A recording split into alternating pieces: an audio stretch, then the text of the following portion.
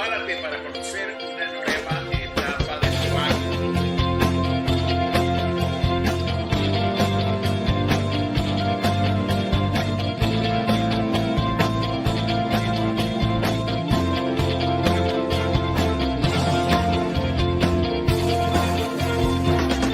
Bienvenidos a Proactívate. Es hora de proactivarse, de poder disfrutar a través de las entrevistas con nuestro invitado de su experiencia profesional, trayectoria gerencial y sobre todo de sus casos y experiencias que ha desempeñado y ha desarrollado a lo largo de su trayectoria como gerente y como dueño de empresa.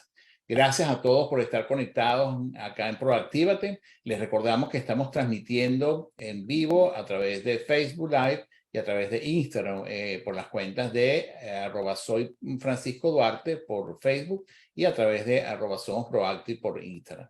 Gracias a todos por estar nuevamente acá y esta grabación de esta entrevista va a estar publicada en nuestro canal de Proactívate con Francisco Duarte a partir de esta tarde, así que también van a poder acceder a la entrevista y dejar sus valiosos comentarios. Bueno,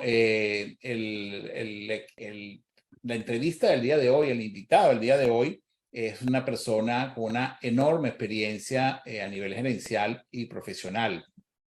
Ha sido gerente de recursos humanos de empresas importantes y sobre todo, pues ha sido un consultor y actualmente es presidente de una empresa, se llama Consulting Group. Él es el director también del periódico Calidad y Productividad y tiene experiencia en todo lo que es el área de gestión de calidad y productividad. Además, ha tenido pues unas experiencias importantísimas en diversas áreas como servicios de cambio estructural, servicios de construcción de cultura organizacional, planificación estratégica, etc. Es además coach, es entrenador de equipos de trabajo, sobre todo a nivel de auditorías de calidad. Así que tenemos el privilegio de contar hoy con Eric Alejandro Grassi. Él vive en la ciudad de Buenos Aires, Argentina. Tiene un hijo maravilloso de 33 años, se llama Guido, y su esposa que lo acompaña, Cecilia. Así que gracias, Eric, por haber aceptado esta invitación. Y bueno, el micrófono es tuyo. Bueno, buenas tardes a todos. Muchas gracias por la presentación, Francisco, y también por el tiempo de todos ustedes. Me siento honrado por estar acá y entusiasmado, porque siempre es una oportunidad de intercambiar experiencias, ideas, incluso temores también, porque los temores también activan ciertos mecanismos neurológicos que hacen que nos pongamos más alertas y mejor predispuestos y preparados para enfrentar un mundo cambiante en general, latinoamericano en particular, y según el país donde vivamos, mucho más en particular. Mi sonrisa, para los que vivimos en la Argentina, sabrán leerla y sabrán por qué la hago. Pero bueno, más allá de la broma, muchas gracias. Valoro el tiempo y la oportunidad. Gracias, Eric. Y fíjense que el tema que acordamos con Eric es el siguiente: cómo asistir sin saberlo a tu propio funeral empresarial. Y tiene que ver mucho con la situación actual que estamos viviendo en muchos países de empresas que, a pesar de su magnitud, a pesar de su trayectoria, a pesar de su recorrido, vamos a llamarlo así, a nivel justamente gerencial y comercial, pues anuncian en algún momento determinado el cierre de sus puertas. Y eso llama poderosamente la atención en términos de sostenibilidad empresarial y en términos de cuáles han sido entonces las políticas para que una empresa de esas pueda en un momento determinado no prever que pueda justamente asistir a su propio funeral. Ese es el tema que nos trae hoy acá con Eric y que quisiéramos conversar. Y te preguntaría, Eric, ¿cuáles son esas principales señales que una empresa está en peligro de cerrar? Bueno, gracias por la pregunta, porque creo que es la mejor manera de poner el análisis en el centro justo de la discusión o de la conversación. Por supuesto que todos nosotros no necesitamos estar acá para saber que cuando un producto queda perimido o para cuando un negocio adquiere una competitividad tal porque tiene competidores muy fuertes, empieza a perder competitividad y puede quebrar. Eso es lo obvio. Eso es lo que todo el mundo ve y lo que la contabilidad tradicional y la bolsa de valores y el público que consume esos productos y esos servicios empieza a notar esa decadencia paulatina o no, o abrupta. En general es paulatina, ¿no? En general de lo que quiero hablar es de lo que no se ve, o de lo que se ve, se percibe, pero no se cree que vaya a ser la causa de la hecatombe organizacional. Por eso hablamos de asistir sin saberlo a su propio funeral empresario, porque todos los días estamos un poco peor, pero ese empeoramiento es de tal magnitud y es tan imperceptible y empieza a mostrarse en distintos lugares que nunca se tiene la foto integrada de lo mal que se está estando. Entonces uno empieza a morirse de a poco y cuando se dio cuenta ya está muerto. ¿Cuáles son esos factores? Esos factores son básicamente, son muchos, pero quiero destacar 4. La primera es, yo diría, una enfermedad estratégica. No hay nada peor que no saber lo que uno quiere y tratar de hacer las cosas bien. Es decir, no sé a dónde voy, pero me sale bien. La pregunta es, ¿me sale bien qué? ¿Para quién? ¿A qué costo? ¿Qué grado de necesidad tiene hacer eso bien? ¿Para qué sirve hacerlo bien? Entonces, es no tener clara la estrategia, es decir, tener una estrategia confusa. Confusa es desconocimiento de a dónde voy, tenerlo claro pero no saber el camino. La segunda está vinculada con la primera, es tener una cultura, y esto lo hemos hablado con Adrián en algún programa en el pasado, tener una cultura, es decir, unos principios, unos valores, unos estilos de gestión, unos mecanismos cotidianos, imperceptibles o no, que hacen que esa estrategia, si estuviese bien definida, empiece a apalancar la estrategia porque la cultura es proactiva. O todo lo contrario, la cultura es de tal naturaleza que se come la estrategia. Peter Drucker dijo, la cultura desayuna estrategia todas las mañanas. Empresas que hacen una estrategia de empowerment, de que el personal de contacto tiene que responder en el primer nivel de contacto todas las decisiones y resulta que después la cultura es una cultura burocrática donde hay que pedir a 7 niveles de decisión aprobación para decidir si voy para la derecha o para la izquierda, en términos figurados. Es decir, la cultura es de tal magnitud que no apalanca la estrategia. Imagínense, por lo que dije antes, si la estrategia es confusa. Estos dos factores empiezan a desequilibrar al cuerpo vivo llamado la organización. El tercer factor de los 4 es una operación llamémosle oscura. Cuando digo oscura no digo tenebrosa ni maquiavélica. Estoy diciendo oscura, ineficiente, poco clara, con procesos llenos de colesterol, llámese por procesos de colesterol burocráticos, lentos, poco automatizados, carentes de valor agregado, en donde las cosas se hacen porque siempre se hicieron así, o no sabemos muy bien por qué las hacemos así, pero creemos que nos sale bien. Y no nos preocupamos en esos procesos, como caños en una fábrica, no nos preocupamos por saber si lo que sale del caño, del proceso, en una cantidad muy grande de procesos, coincide con lo que la estrategia quiere y están manejados por una cultura que la gente que opera esos procesos no está alineada con la estrategia, por lo tanto se le agrega otro factor más de desequilibrio. Y el último factor, tal vez el más importante, por eso lo dejé para el final, es no tenemos retroalimentación del cliente. Los indicadores de satisfacción de cliente, y esto es peligrosísimo, son indicadores de autosatisfacción. ¿Qué significa? Que cuando uno le pregunta a ciertos componentes de la organización cómo están los clientes, dicen, no, los clientes están bien, están contentos. El otro día tal cliente me dijo esto, hemos recibido 50 cartas felicitándonos, lo que no se dice es que hay 500.000 clientes atendidos.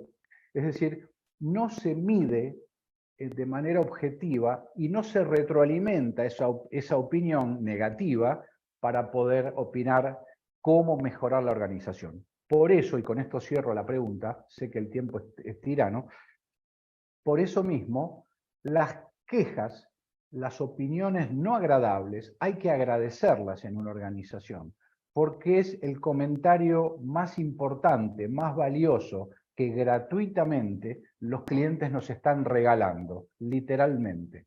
Gracias a esos comentarios nos permiten trazar, ir rastreando dónde está la causa del por qué eso se hizo de esa manera.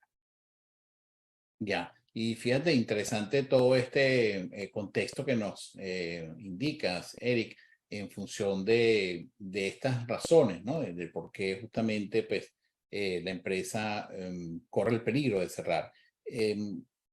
¿Cuál es el efecto o los factores que realmente pueden tener la gerencia de una determinada empresa para asegurarse que efectivamente está tomando las medidas correctas para evitar justamente o prevenir este posible cierre? Perdóname, solo para confirmar si entendí bien, ¿cuáles son los indicadores que permiten Sí, o tres confirmar principales eso? indicadores. Ujú. Ok, bueno, una de las principales razones que nos dan certeza de que estamos en el camino correcto es casualmente el último factor. Cuando nosotros vemos que los clientes dan de manera objetiva o medimos que ese nivel de satisfacción en distintos aspectos, en la satisfacción del uso del producto o de la adecuación del uso del producto o del servicio, cuando medimos la satisfacción de la forma en que lo atendemos, si medimos la satisfacción en el tiempo en que lo atendemos y sobre todo definiendo claramente qué es la calidad. A ver, esto es una cosa que todo el mundo, todos los que estamos hoy en este evento y en el resto del mundo, independientemente del país y del idioma que hablemos, la palabra calidad es una palabra que la usamos a diario cientos o decenas de veces. La calidad de esto, la mala calidad del otro, me gustó eso porque es excelente. Estamos refiriéndonos de manera directa o indirecta al concepto calidad. Y muy pocas veces nos ponemos de acuerdo sobre el alcance de lo que significa el concepto de calidad. ¿A qué me refiero? Ustedes habrán escuchado en las organizaciones que muchas veces se dice, no, porque la calidad del producto es muy buena, la calidad del servicio es muy buena, pero estamos teniendo un problema con el envío de las facturas. No llegan al lugar que tienen que llegar, o llegan con errores, o el costo es alto. Y en realidad, la calidad son todos esos requisitos que son las necesidades de los clientes traducidos en requisitos del proveedor. Y si esos requisitos se cumplen con una visión integral del concepto de calidad, calidad de producto, calidad de servicio, calidad de atención, costo, tiempo de reprovisionamiento, velocidad de respuesta, asesoramiento técnico, servicio postventa, etcétera, etcétera. Si todo eso se mide en un indicador integrador de calidad y se retroalimenta, ahí tenemos una medida, además de la rentabilidad, obviamente. Estuvo lleno de empresas excelentes que se fundieron porque no eran rentables, ¿no? Es decir, la excelencia sin rentabilidad sería un aspecto a analizar y a discutir con un café de por medio. Pero si eso se mide adecuadamente y se tiene la disciplina de hacerlo sistemáticamente y de trabajar detrás de eso con planes concretos de mejoramiento, eso es la manera más simple, por supuesto, insisto, con la rentabilidad y demás, de estar seguros de que vamos o no por el buen camino, ¿no? Ya. ¿Qué tienen en común entonces, Eric, ese funeral o posible funeral empresarial y el funeral doméstico? ¿Doméstico a qué te refieres? Bueno, funeral a nivel de una familia, por ejemplo. Bueno, qué buena la pregunta que me haces. Si tenemos hasta el sábado a las 3 de la tarde, se los contesto con todo gusto. Pero digamos, haciendo un resumen así muy rápido y tal vez pecando de demasiado generalista, pero bueno, tengo que cumplir con los tiempos y respetando los tiempos de los demás, diría lo siguiente.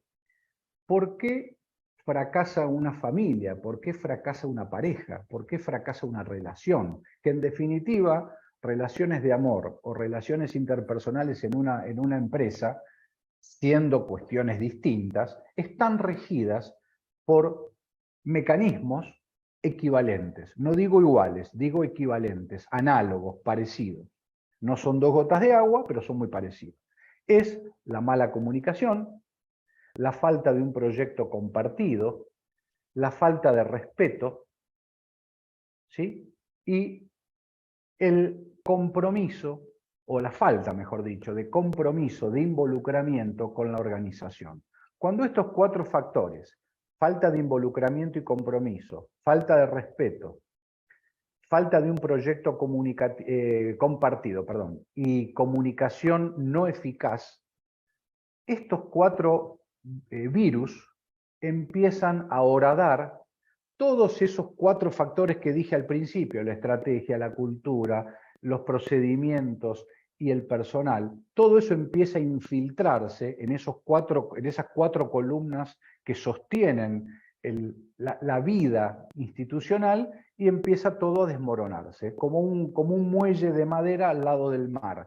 Todo el mundo lo ve, pero cada día está más débil y más deteriorado debajo del agua. Ya. Y un funeral empresarial pudiera ser exitoso en algún momento. Sí, si te fundes y cierras la empresa rápido, en el menor tiempo posible, con el menor costo posible, es exitoso, pero es el éxito del fracaso, ¿no?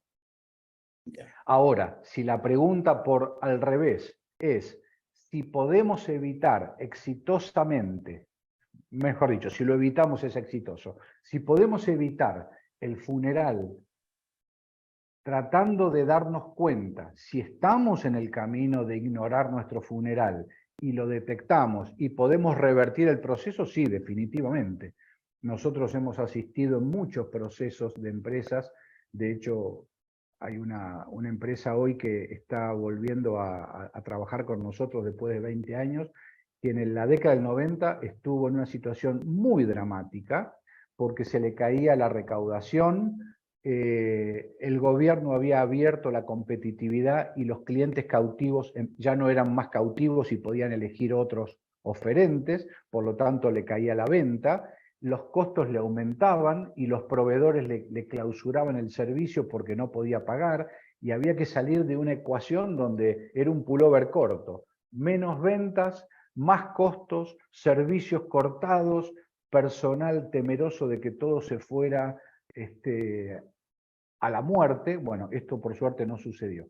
Se puede evitar, pero hay que tener un nivel de directivos y de líderes que no le tengan miedo a hacer las cosas bien, sin más vueltas y sin más argumentos. O sea, sin excusas inteligentes. ¿Cuáles son las excusas inteligentes? Las que aparentemente explican por qué no hay que hacer las cosas, pero cuando uno las analiza a fondo no explican nada. Ya.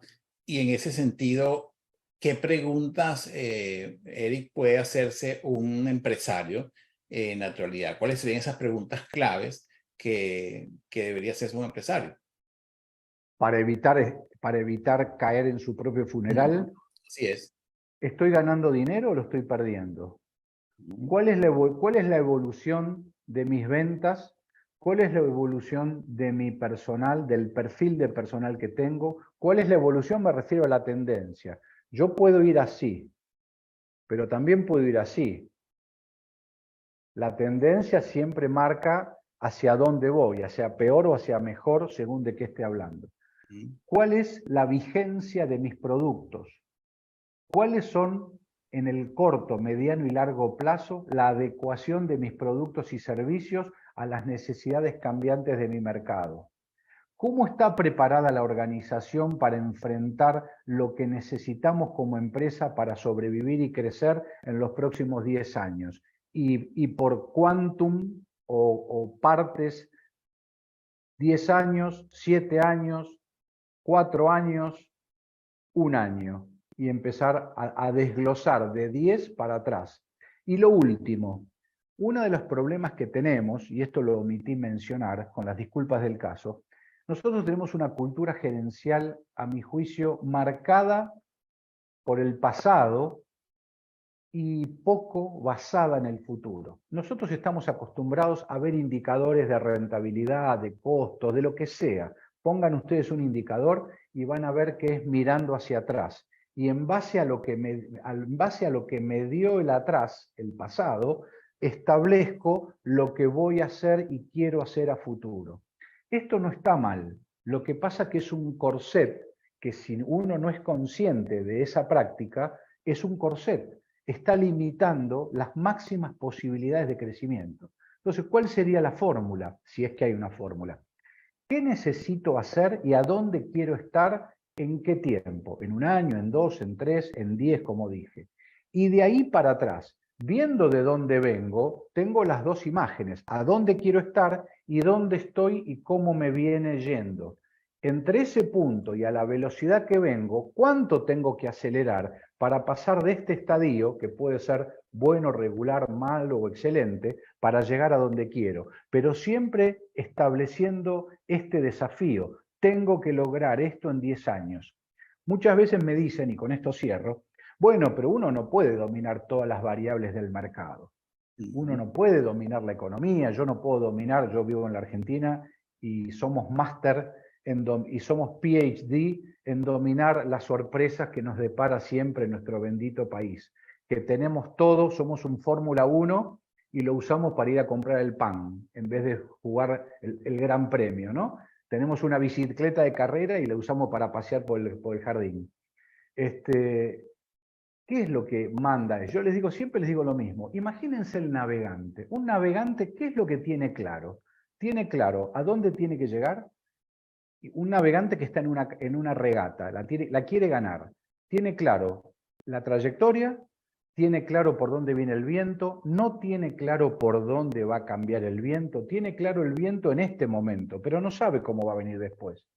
Tiene clara la marea, pero no sabe cómo va a cambiar, porque no maneja las mareas. Eso lo maneja la Tierra y la Luna. Y tiene claro el peso de su barco. Sin embargo, va tomando decisiones conducentes porque tiene claro a dónde va y mira hacia atrás. Pero el atrás solo le sirve como un dato más, no como el dato mandatorio, no como el dato determinante, no como el dato condicionante. Es un dato más que le dice qué decisiones tengo que tomar para que si quiero llegar acá pueda hacer la mayor cantidad, pueda ir lo más directo posible sin tratar de hacer eses. Bueno, esto es lo mismo que tiene que hacer un empresario. Si tiene dudas y cree que no puede manejar variables, que hable con un navegante a vela y se va a dar cuenta que está igual o peor. Y sin embargo hay gente que gana las regatas. Es tan simple como eso. Fíjate que una de las personas que también hemos tenido acá en Proactívate se encuentra actualmente en España. Él es Pepe Camino y ha sido también un gerente, al igual que tú, con una trayectoria importantísima en diversas empresas, ¿no? Entre ellas Edenred, Firestone, perdón, Goodyear, etc. Y Pepe está haciendo una pregunta que me gustaría, Pepe, si puedes formulársela directamente a Eric. Sí, muchísimas gracias, Francisco. Buenas tardes, buenos días para todos. Eric, ¿cómo estás? Quería hacerte una pregunta. En ocasiones, los altos directivos de las corporaciones reciben alertas tempranos sobre el augurio de un posible funeral corporativo. Y también en ocasiones no escuchan. Y la pregunta en concreto es, ¿cómo plantear desde los cuadros intermedios a la alta directiva un inminente funeral corporativo? ¿Cuáles son los factores críticos de éxito para ser escuchado y eventualmente evitarlo? Bien, tú te refieres cómo los niveles inferiores al número 1 pueden lograr que lo escuchen. Es correcto, exactamente. Bien. Esa es la pregunta. Bien. Gracias, Eric. No, gracias. Por favor, gracias a vos por la pregunta porque es muy buena y muy oportuna. Yo diría, hay 3 maneras. Las 2 primeras explicadas seriamente y la tercera se las voy a explicar con un chiste. el chiste del guardabarreras. La primera es tratando a ver, partamos de una base. Nadie se come el hígado, nadie se come una mano, nadie se quiere quedar sin trabajo porque todos... quiero hacer un paso atrás. Mucha gente habla de que ser empresario es ser CEO, o de ser empresario es ser gerente general. Eso no es ser empresario. Empresario es el que pone el capital y lo arriesga. Es el único. El que pasa a fin de mes a cobrar un cheque, por más que sean 60 millones de dólares por mes, y lo digo como exageración, no es empresario. Porque el cheque lo firma otro. Entonces, estoy hablando de empresarios, no de altos niveles ejecutivos con mucho sueldo que manejan empresas. Eso no es ser empresario. Por lo menos en mi humilde opinión. Entonces, los que no son empresarios no quieren correr riesgos. En el fondo, el liderazgo se pone a prueba cuando se ponen a prueba nuestras convicciones para ir en búsqueda de los cambios que notamos que la organización necesita, poniendo en riesgo nuestro confort. Y muy poca gente, o un porcentaje, mejor dicho, para ser más objetivo, tiene ese coraje. Por lo tanto, la primera capa de cómo hacer para hacer notar a un empresario que se va a poner la empresa de sombrero, que va a volcar, es destacando en todo momento a través de los canales oficiales de reporting que esa situación está teniendo una tendencia hacia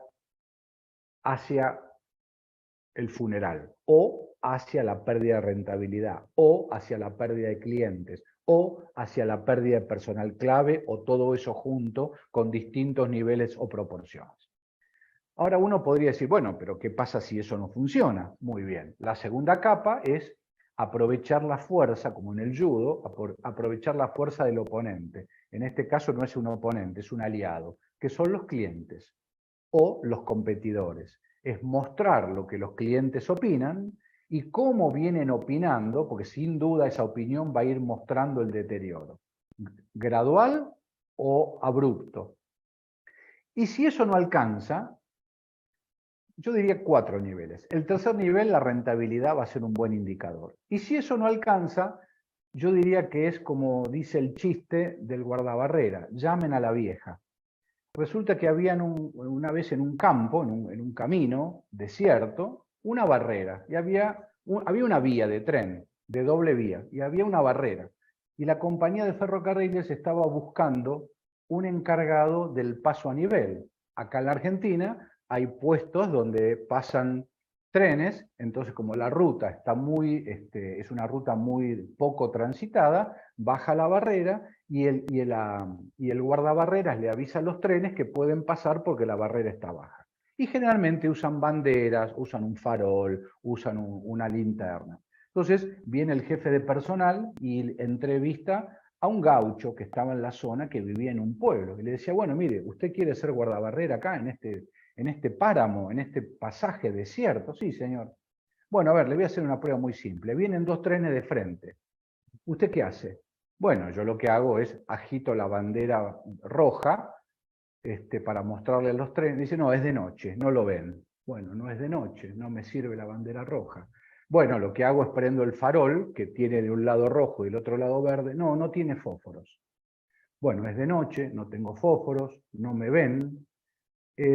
Bueno, pongo un auto que pase por ahí y le digo que frene y con las luces altas le hago, no, señor, este es un camino que no pasa nadie nunca. En ese momento no pasa un auto. Bueno, no pasa un auto, no puedo hacer luces, no tengo fósforos, no me ven, no tengo bandera. Bueno, agito los brazos, señor, le dije que es de noche, no lo ven.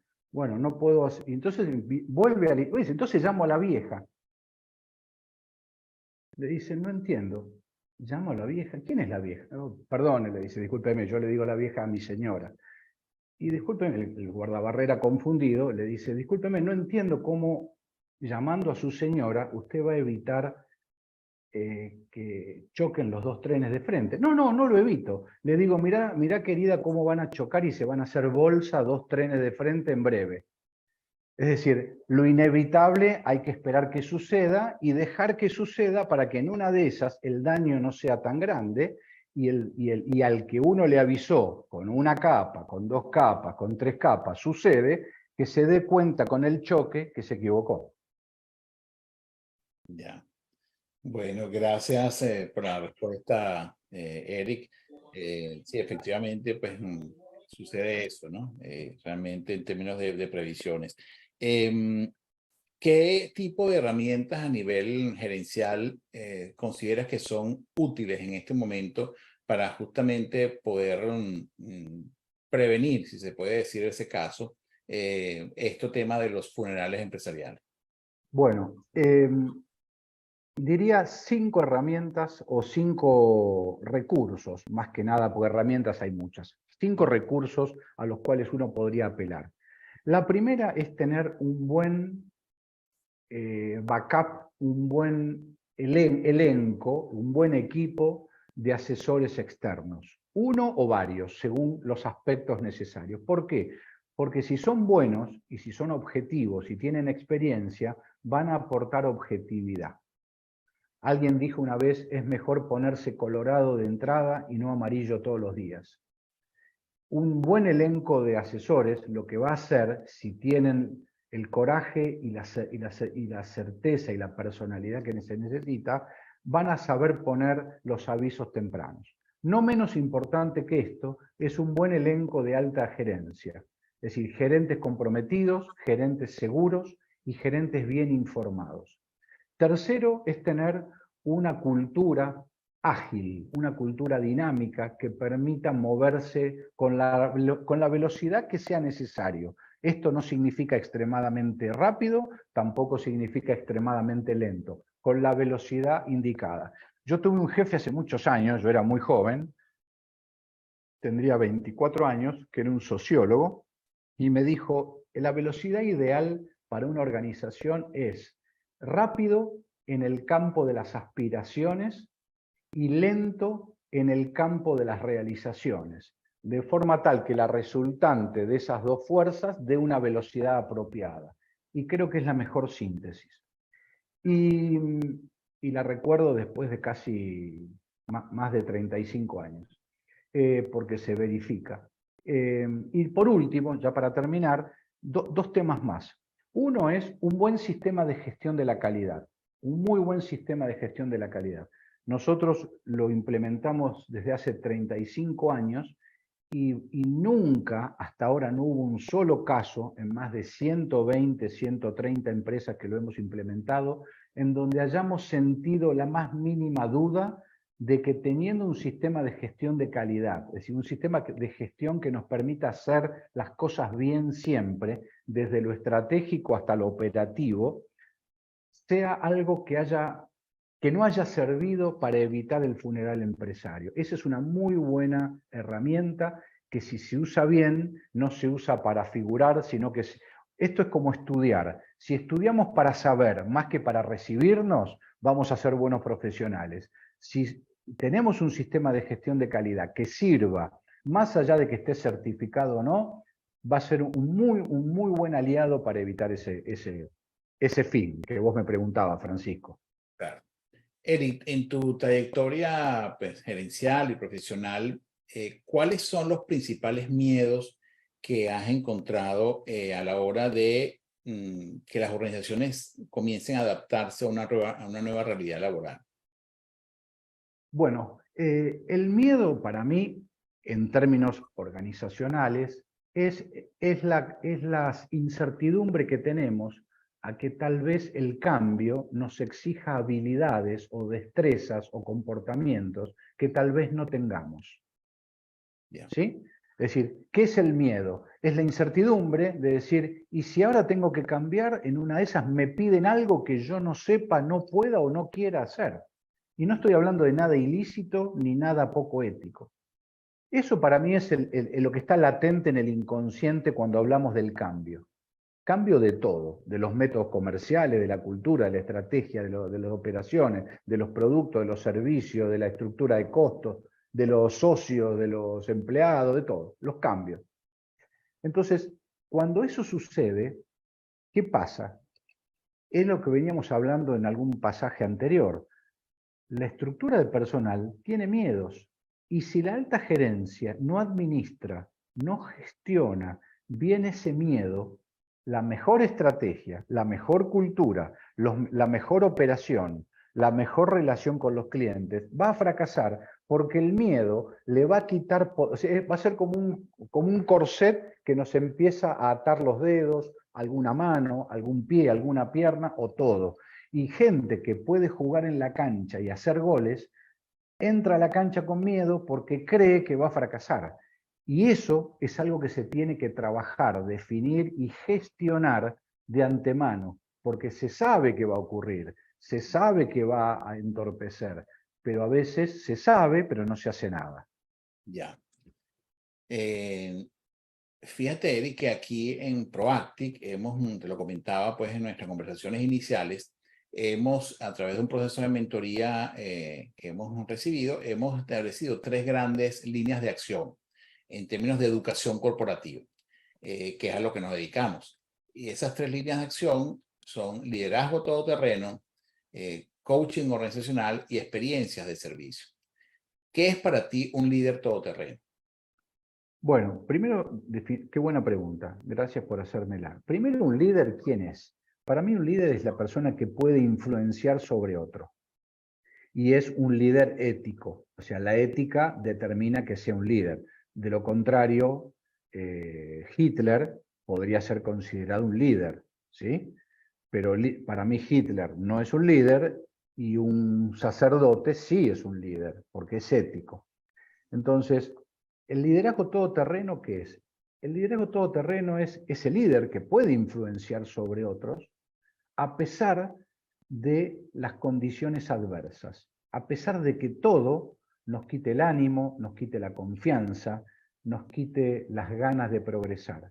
Y uno puede decir, bueno, ¿y cómo puede un líder en una situación tan adversa lograr influenciar sobre el resto? Bueno, porque es un líder todoterreno. Tiene cualidades, tiene valores, tiene destreza, tiene comportamientos, tiene herramientas en su actitud y en su aptitud, con C y con P, para poder, a pesar de todo eso, influenciar sobre el resto, ¿no? Yeah. Bueno, me parece una excelente definición, Eri, la que acabas de dar, y nos agrega mucho valor en este proceso de construcción que también estamos haciendo para poder tener cada vez más perfilado y mejorado todo este concepto de liderazgo todoterreno, ¿no? Bueno, muchas gracias. Gracias, Eri. ¿Cuál ha sido la A vos. experiencia más disruptiva que tú has tenido en tu trayectoria? Levantarme todas las mañanas. Y aparte de Porque el otro día charlaba, sí, el otro día es por decirlo de alguna manera, todos los años se produce esta conversación, no es nueva, es frecuente, una vez por año, o 2, según lo que me pasa. Me dice mi señora, me dice, ¿cómo podés tener ganas de trabajar si a ustedes lo llaman cuando hay problemas? Yo nunca te escuché decir que te llamen y te digan, mire, señor Grassi, yo quiero que Consulting Group intervenga porque estamos cansados de ganar dinero, nos sobra el tiempo, la gente está motivadísima y quiere más. Eso nunca nos pasa. Nunca nos pasa. Es decir, siempre pasa todo lo contrario. Es decir, estamos al borde del precipicio y lo que pasa muchas veces es que el principal obstáculo que tenemos es la persona que nos contrata. Y ustedes pueden decir, pero ¿cómo puede ser esto? ¿El que te contrata es el principal obstáculo? Sí. Es decir, es la persona que cuando él sabe lo que le pasa, pero cree, o a veces cree, que la causa no es él. Y cuando uno empieza a hacer... ¿Ustedes saben jugar a los palitos chinos? ¿Se acuerdan los palitos chinos, esos que son de distintos colores y uno los tire? Y ¿cuál es la técnica? Sacar primero lo fácil y dejar los palitos que están muy encimados, porque si uno mueve uno al querer sacar otro, perdió. Bueno, cuando uno empieza a sacar lo fácil y deja los palitos más difíciles, se empieza a notar la responsabilidad que tiene ese equipo gerencial o de dirección o ese propietario con la enfermedad que motivó que nos contratara. Entonces el problema más disruptivo es tratar de moverse como en un campo minado, no volar por los aires, haciéndole ver de una manera muy elegante, muy convincente y muy rápida qué cosas tiene que cambiar ese líder para que parte de la enfermedad que motivó que nos llamara desaparezca. Excelente. Y háblanos también, Eric, de este tema de la experiencia disruptiva. Háblanos de un error que hayas cometido en tu práctica profesional y que aprendiste de ese error. Sí, qué buena la pregunta. Y me duele darle la respuesta, pero es verdad. Nosotros todo mi equipo tiene una característica. Somos personas que no solamente estudiamos y vivimos de este trabajo, sino que somos así. El otro día venía un amigo mío y me dice, tu casa parece una oficina, está súper ordenada, me decía. ¿Acá vive gente? Digo, no, acá vive gente que piensa del modo en que trabaja. Entonces, esa forma de ser nos hace ir como una topadora para adelante siempre.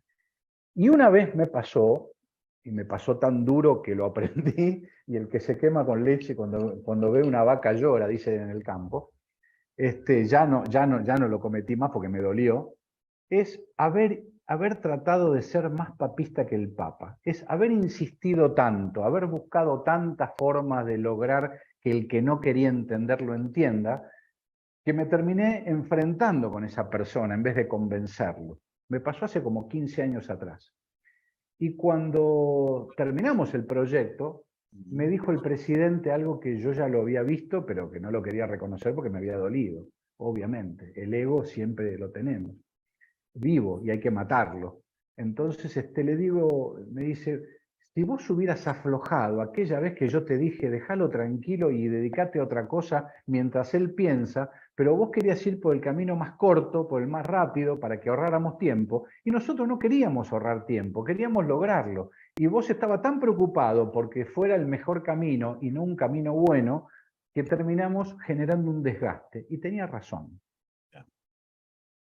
Interesante esa perspectiva, pues, y lo que sucede muchas veces cuando nos empeñamos en dar alguna solución con la mejor intención, pero que realmente tiene estos resultados.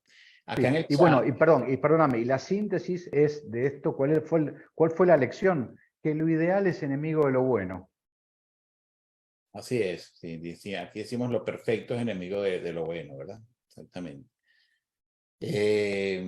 Heisha, que ya pues la escuchaste y que vives allá en Buenos Aires, tiene una pregunta que hacerte. Si pudieras hacérsela directamente, Heisha, a Eric. Hola, con mucho gusto. Gracias, Francisco. Yo aquí escuchando todos los elementos que me parecen una clase magistral, excelentes elementos y recursos que nos has ofrecido.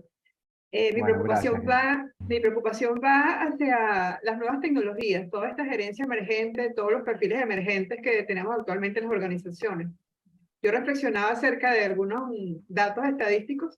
Latinoamérica tiene un 85-90% de empresas que son familiares, unas profesionalizadas y otras no.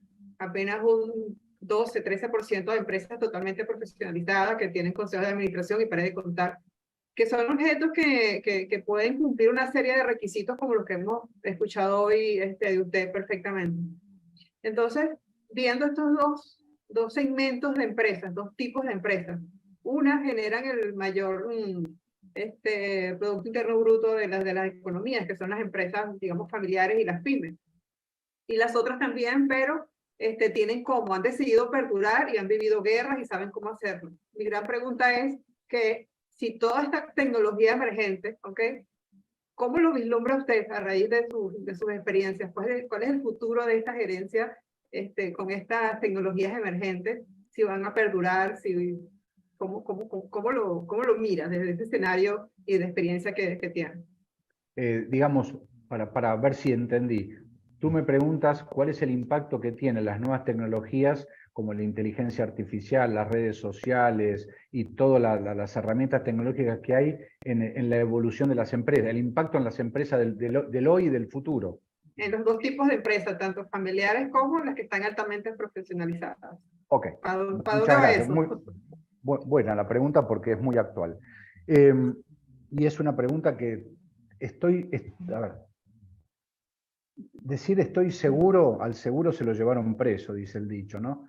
Pero digamos, estoy convencido en un 70-80% de lo que te voy a decir, porque estamos asistiendo a la primera década de la evolución tecnológica.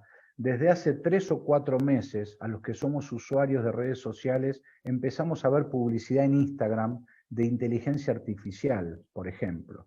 ¿Sí? Empieza a haber reels publicitando inteligencia artificial. Esto en diciembre del año pasado, en enero del año pasado, en febrero, perdón, en enero del año pasado, en enero de este año, en febrero de este año, no existía. Esto empezó en abril.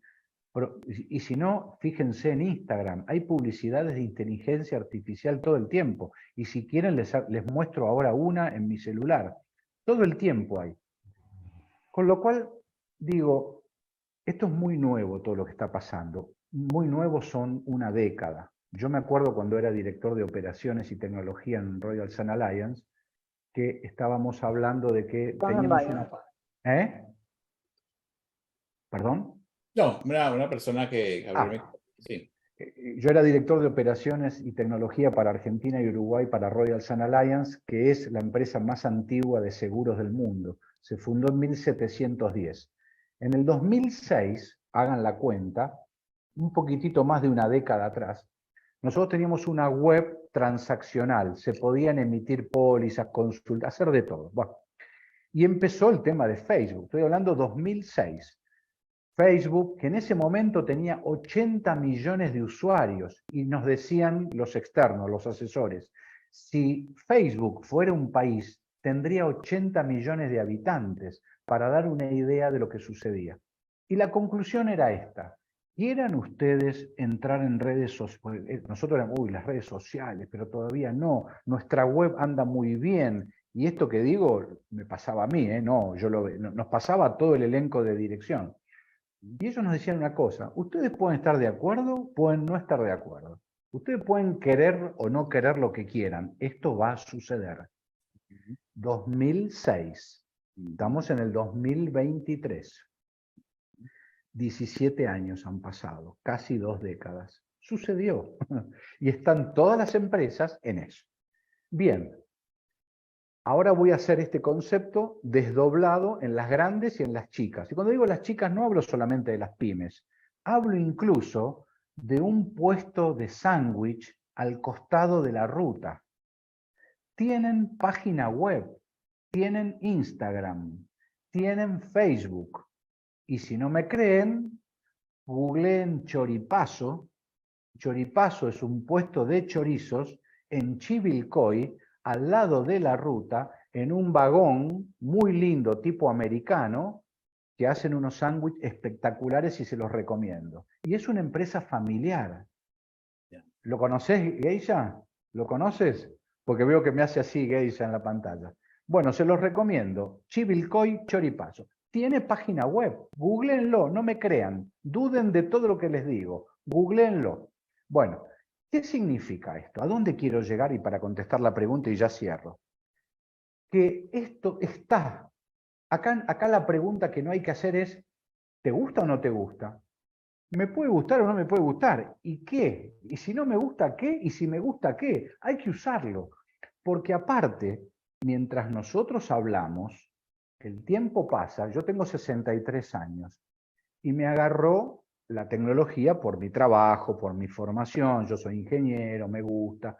Pero a medida que pasa el tiempo, nosotros nos vamos poniendo más viejos, como la canción, y las juventudes que nacieron con un celular en la mano, lo sacaron a los brazos de la mamá y ya el chico venía con el cordón umbilical y un celular en la mano.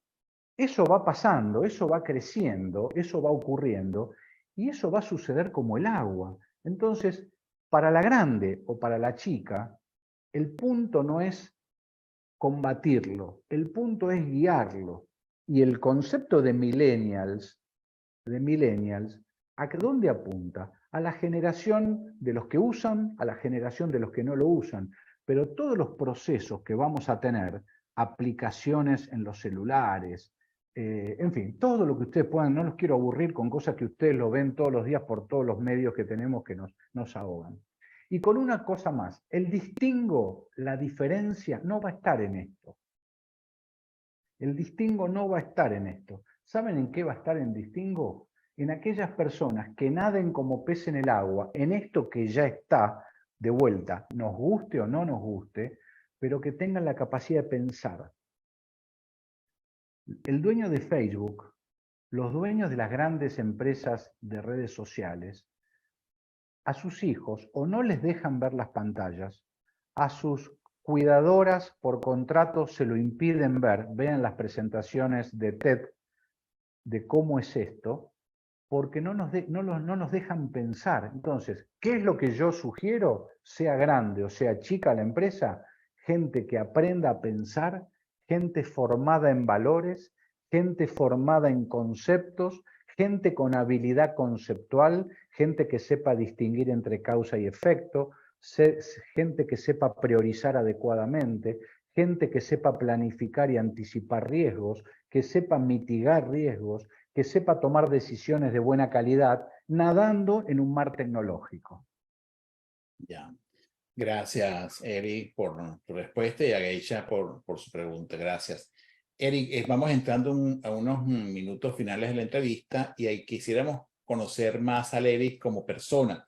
Y te quería preguntar, ¿qué palabra quieres que la gente use para describirte?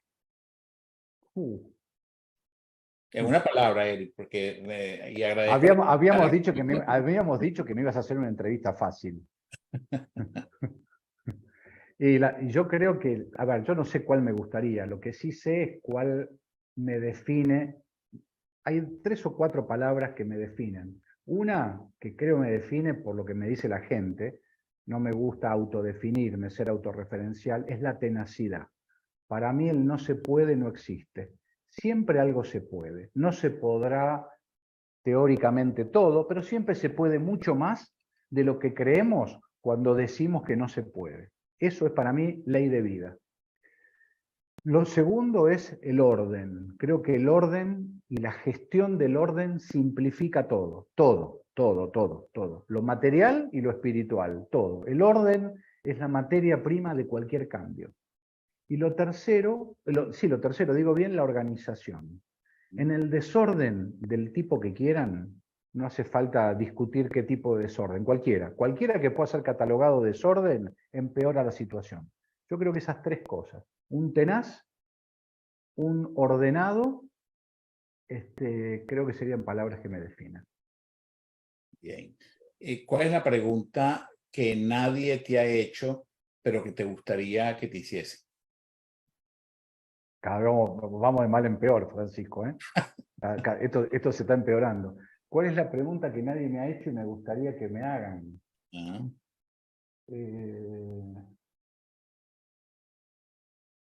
Si me considero un tipo exitoso. Ok. Esa sería la pregunta que te gustaría que te hiciese. Ok. ¿Qué quieres que sea tu legado para tu familia? Pues en este caso, para tu esposa Cecilia y para tu hijo Guido. Para mi hijo Guido, lo que quiero es que me gustaría que pueda no cometer los errores que yo cometí, primero y principal, que no pierda los valores que pude lograr que tenga y que él mismo, porque creo que él es mejor que yo, mucho mejor que yo, que todos los valores que lo definen y la personalidad que tiene y la forma de ser que tiene no la pierda. Y tercero, el tercer legado es que no entre en la mediocridad a la cual nos expone el comportamiento de masas. Ya. ¿Cuál es la persona que más admiras?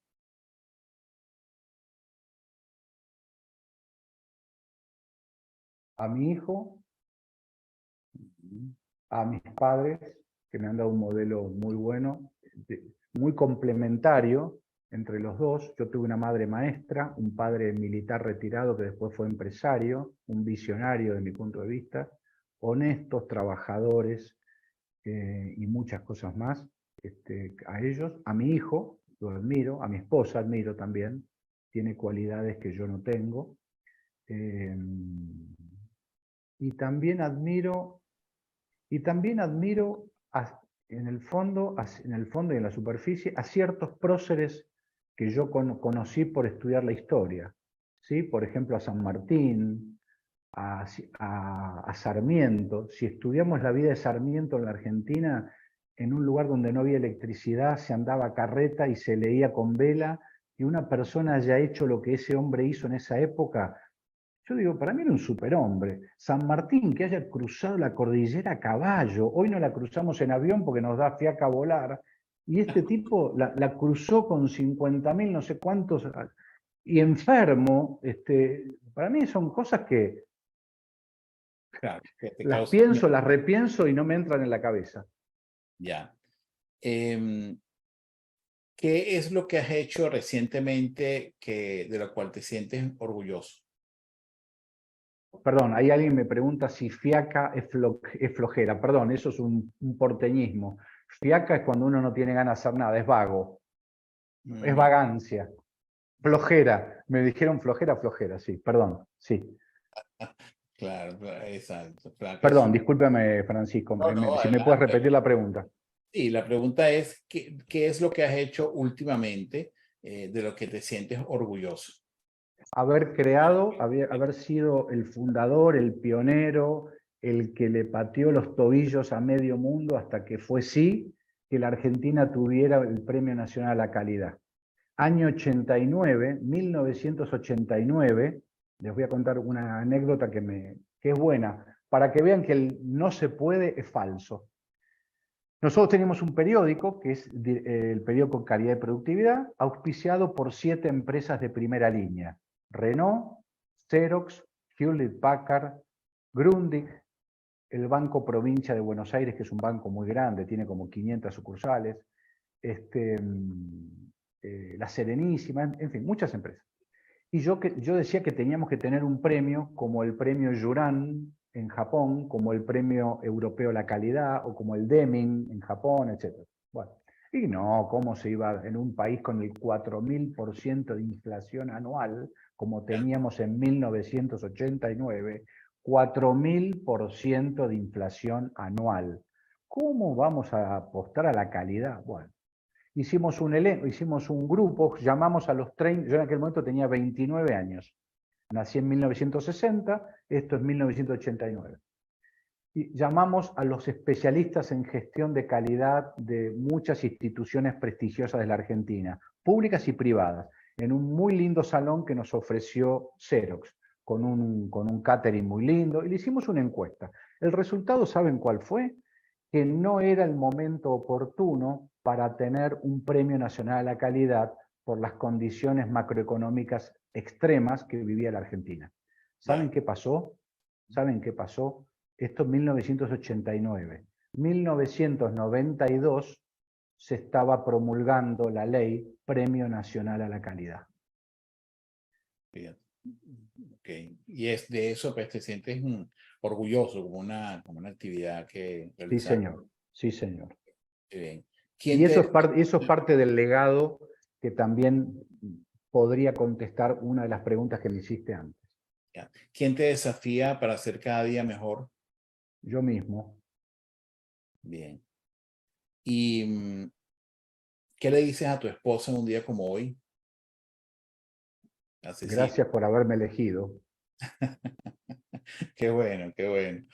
Bueno, Eric, ya estamos llegando al final de esta entrevista. Realmente para mí ha sido un privilegio tenerte acá como invitado en Proactívate. Yo le pido a la videoaudiencia que le demos un aplauso a este invitado del día de hoy. La verdad que ha sido maravilloso tus aportes, tus comentarios, tu trayectoria y tus casos que has referido, ¿no?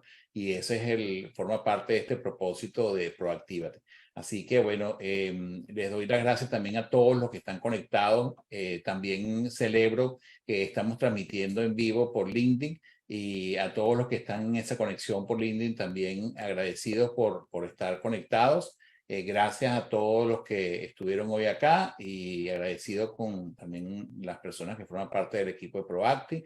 Y bueno, Eric, te dejo este minuto para que ya te despidas de la audiencia, no sin antes recordarles que el próximo miércoles vamos a tener nuevamente a Proactívate a la 1 de la tarde y tenemos también otro invitado espectacular. Ese empresario es una persona con una trayectoria gerencial súper importante. Él se llama Pedro Díaz Ballester y está actualmente en México y bueno, ya les daré los mayores detalles en el post de invitación. Así que bueno, gracias a todos por esta conexión. Recuerden por favor suscribirse al canal de Proactívate. Les agradezco dejar su comentario. Y este último minuto, Eric, para que te despidas de nuestra audiencia. Bueno, en primer lugar, gracias Francisco por haberme invitado y a su vez por carácter transitivo el que hizo posible que nos conociéramos, a Adrián Cotín, dos amigos que los considero queridos a pesar del escasísimo tiempo que nos conocemos, pero en este trabajo si algo se aprende es a percibir la buena gente.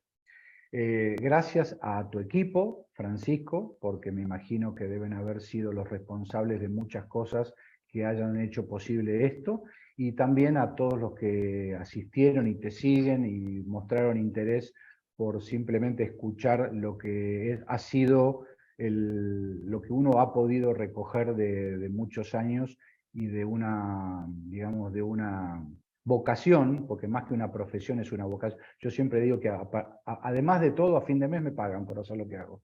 Entonces, me encanta y lo vivo y bueno, y parte de las canas blancas que tengo se debe a eso. Así que muchas gracias, voy a suscribirme, voy a tratar de estar presente cada vez que pueda y de nuevo, la única palabra que tengo es gracias. Gracias a ti, Eric, por haber participado en Proactívate y gracias a todos ustedes. Los esperamos el próximo miércoles a la 1 p.m. en Proactívate con Francisco Duarte. Gracias nuevamente, bendiciones a todas sus familias y seguimos en contacto. Buenas tardes. Prepárate para conocer